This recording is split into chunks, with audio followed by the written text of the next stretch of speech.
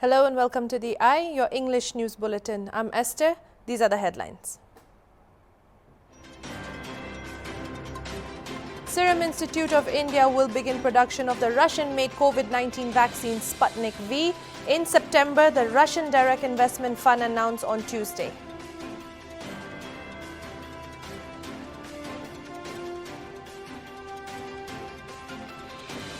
Violence following the jailing of former South African President Jacob Zuma has spread to Johannesburg, where at least 30 people have been killed in the unrest.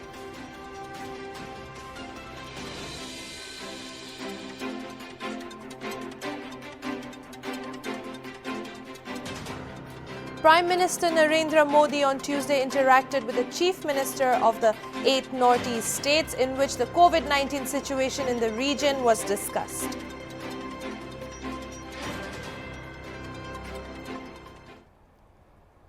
According to reports, after several representation from Northeast leaders was sent to the Union Home Minister Amit Shah over the suspicious death of 2 relatives from Dimapur, Rosie Sangma and Samuel Sangma in Gurugram of Haryana last month, the Ministry of Home Affairs has decided to hand over the case to the Central Bureau of Investigation.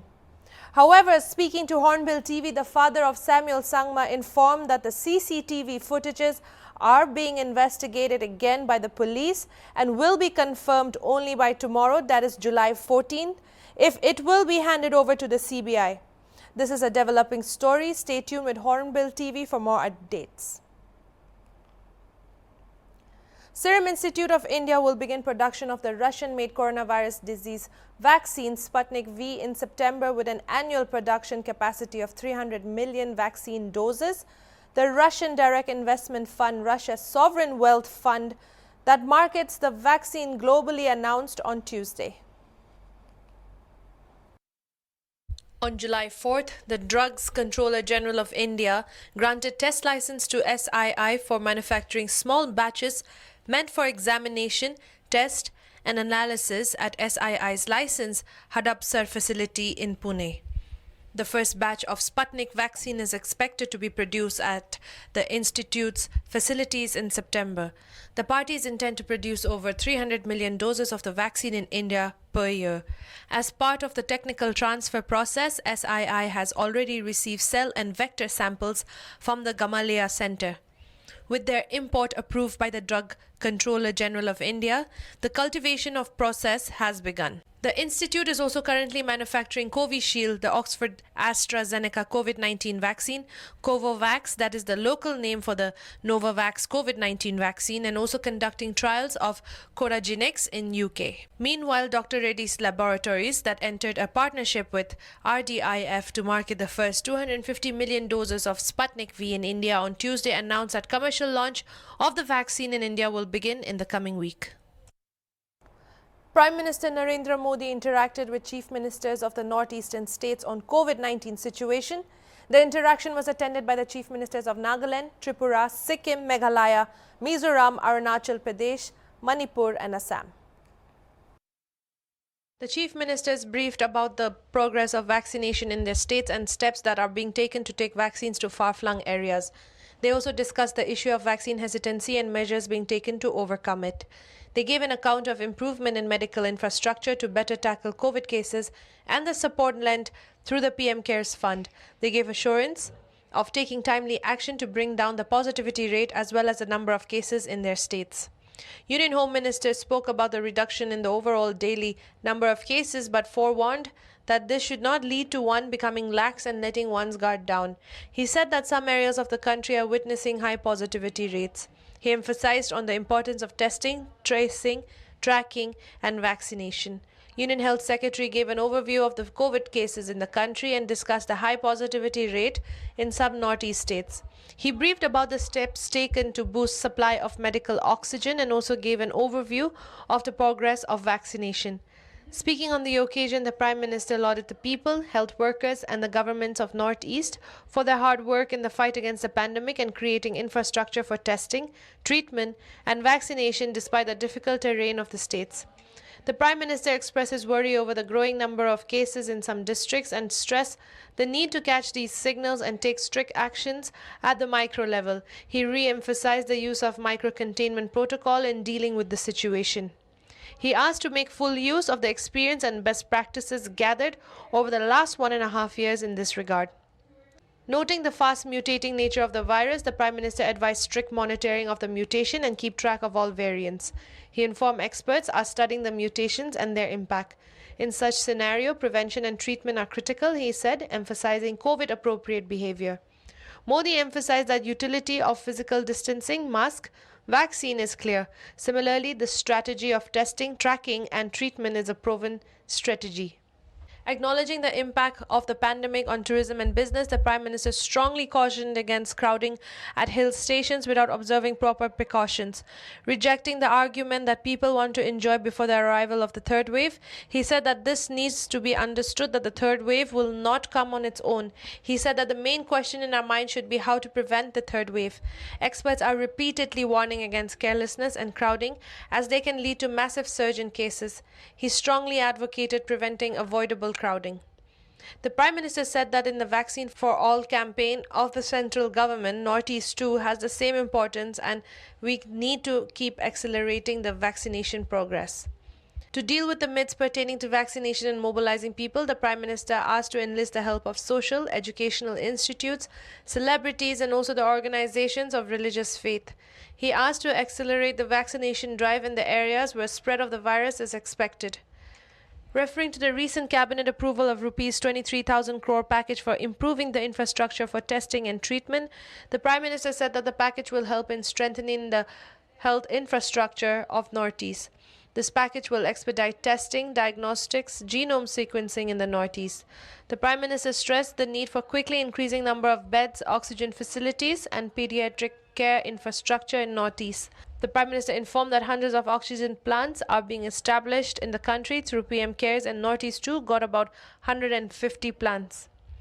The Prime Minister requested the Chief Ministers to complete the process of establishing these plants quickly.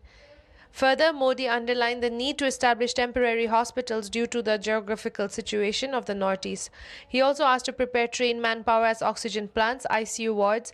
New machines that are reaching 2 block-level hospitals will need this manpower.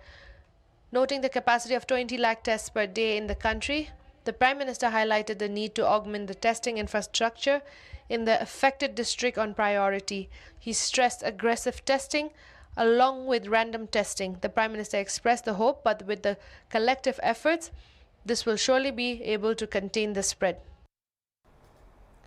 Former Member of Legislative Assembly and Parliamentary Secretary Dr. K.C. Neoshe Yeptho passed away this morning at the Christian Institute of Health Sciences and Research, Dimapur. Dr. Neoshe was born to late Chetozu and Kunneli Yepthomi on April 22, 1944. He completed his matriculation from Government High School, Mokokchung, and pre-university from St. Edmund's School, Shillong.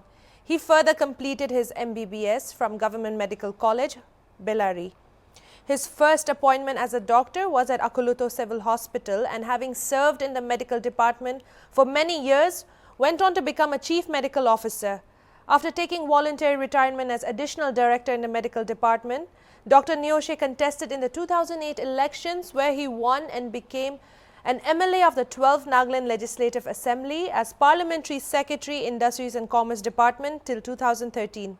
Since then, he has been politically affiliated and was the Senior Vice President of the Naga People's Front and the GB of Sukalu village till the time of his passing. Dr. Neoshe is presently survived by his wife, 4 children and 6 grandchildren. In more news, the Uttarakhand police sent back 8,000 tourists from Mussoorie and Nainital over the weekend to prevent overcrowding during the coronavirus disease pandemic. The police have also set up border checkposts to regulate the flow of people visiting the popular tourist destinations. After videos went viral of huge crowds patting in Kemptey Falls, the Uttarakhand government has taken steps to control the number of tourists, said Uttarakhand Deputy Inspector General of Police Nilesh Anand Parane. People have been given notices to carry negative RT-PCR reports and register on the online portal, said Parane. He further appealed to people to consider other places like Pimtal, Ranikhet and Lansdowne and not cater at one or two places. This comes amid concerns of COVID protocol violations at hill stations as state governments gradually lift lockdown restrictions. The Uttarakhand government has instructed district magistrates to control the weekend crowd in all tourist places. The standard operating procedures were issued by Chief Secretary Sukhbir Singh Santu on Monday. If the situation worsens in the tourist places of Uttarakhand now, then the district magistrate will be responsible, the guidelines released by the state government said. They have been authorized to take the decisions regarding the crowds on weekends, the guidelines stated. Union Home Minister Amit Shah has said the centre plans to bring out radical changes in the Indian Penal Code, the Criminal Procedure Code and the Indian Evidence Act to make them modern and relevant to the needs of present times.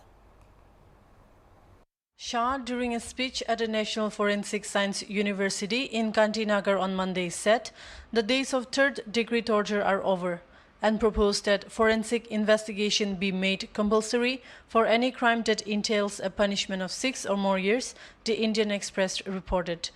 The Indian government is in talks to bring about radical changes in the IPC, CRPC and the Evidence Act and wants to make them modern as per the needs of the times and remove outdated elements and meet today's challenges by adding new sections, they said. He has had a suggestion for long that for all crimes in which the punishment is above 6 years, the visit of the forensic teams should be compulsory, the minister said. Shah added that the days of third degree are over and by using scientific evidence, even a hard-hearted person can be broken down and convicted if forensic work is carried out properly. Speaking about the two kinds of accusations, cops face of no action and extreme action, Shah said just and natural action is possible only when authorities make scientific evidence a major base of investigation. A program to distribute face masks and hand sanitizers was conducted at the office of the Dimapur Traffic Police Zone 1 on July 13, updates stated. According to updates, on Tuesday, the program was organized by the LIC Dimapur branch led by branch manager Mohammed Akhtar Ali Ahmed. During the program, 150 sets of masks and hand sanitizers were distributed to the traffic police personnel. The house of an elderly couple was gutted in a fire at Dilong Ward, Mokokchung on Monday morning. The incident took place around 6 a.m. An official from the Fire and Emergency Service Mokokchung informed that the elderly couple was in the house when the incident occurred. The couple managed to come out from the house and alerted the neighbors who assisted to douse off the fire. However, it was too late, the official said. The officer further informed that a fire engine was dispatched immediately, but due to narrow passage, the vehicle could not reach the spot. Therefore, another fire engine was called in to attach an extra pipeline connection and managed to douse the fire off. The house was completely razed down and the loss is stated to be approximately Rs 5 lakh. The cause of the fire was determined to be from a short circuit. Chief Minister of Manipur N. Biren Singh said that Prime Minister Narendra Modi has assured all kinds of help to Manipur, in particular because Manipur is the most affected state in the northeast region due to COVID-19. The situation of COVID-19 in Manipur is still very grim as lockdown is still in place and more than 800 positive cases was registered on Monday, said Singh. It may be mentioned that Modi chaired a review meeting to assess the COVID-19 situation with the 8 chief ministers of the northeastern states. Union Minister for Defence Rajnath Singh, Union Minister for Home Affairs Amit Shah, Union Minister for Health and Family Welfare Mansukh Mandaviya and Union Minister for Development of the North-Eastern Region G. Kishan Reddy and top officials were also present at the virtual meeting. All the chief ministers of Northeast states presented the overall preparedness and steps taken up by the state government towards tackling the COVID-19 pandemic. Singh expressed his gratitude to the Prime Minister, to the Union Home Minister Shri Amit Shah and others for their support and cooperation to the states during the crucial juncture. The High Court of Justice in Dominica on Monday granted interim bail to fugitive Indian businessman Mehul Choksi and allowed him to travel to Antigua and Barbuda strictly for medical treatment, people familiar with the development said. The court asked Choksi to deposit Eastern Caribbean dollars 10,000 as surety for a bail and return to the island after his treatment. He is likely to be flown in an air ambulance to Antigua on Wednesday after completing legal formalities, the people cited above said. His legal team approached the Dominica High Court last week seeking relief on the ground that his health was deteriorating and he needed urgent medical attention. The 62-year-old businessman, wanted in India in the Punjab National Bank fraud case, has been in the custody of Dominican authorities for illegally entering the island on May 24 and faces charges on this count. He was admitted to the Dominica China Friendship Hospital soon after and has been under treatment since May 31. His legal team sought permission for him to travel to Antigua on the grounds that he has a heart condition, is diabetic, has hypertension and a clot in the brain. Choksi also submitted a medical certificate of Princess Margaret Hospital in Dominica in support of travel to Antigua, which said he would be examined by a private physician for a neurological assessment, and a neurosurgeon from the US will also assist the physician. As parts of Himachal Pradesh continue to receive heavy rainfall triggering devastating flash floods, at least 2 people have died, 10 are missing and 20 are stranded in different locations in Kangra district. As per the State Disaster Management Authority and the Revenue Department, over 100 people, including 80 students and a few families, have been rescued from the popular Triunt trekking route. 4 have also been rescued from flood-hit Po village. The STMC further reported that about 11 houses and several vehicles have been damaged. Electricity supply has been hampered at various locations and nearly 60 roads have been closed in different parts. A yellow alert had been issued in Kulu on Monday, Additional Deputy Commissioner Prakash Singh informed, adding that at least 25 roads had been shut in the district and 8 transformers were down, hampering the electricity supply. Several vehicles were stranded on both sides of NH3 in Lahaul Spiti due to a flash flood in a nala following heavy rainfall. The District Police, Border Roads Organization and all the local administration teams are engaged in restoration work to clear the route.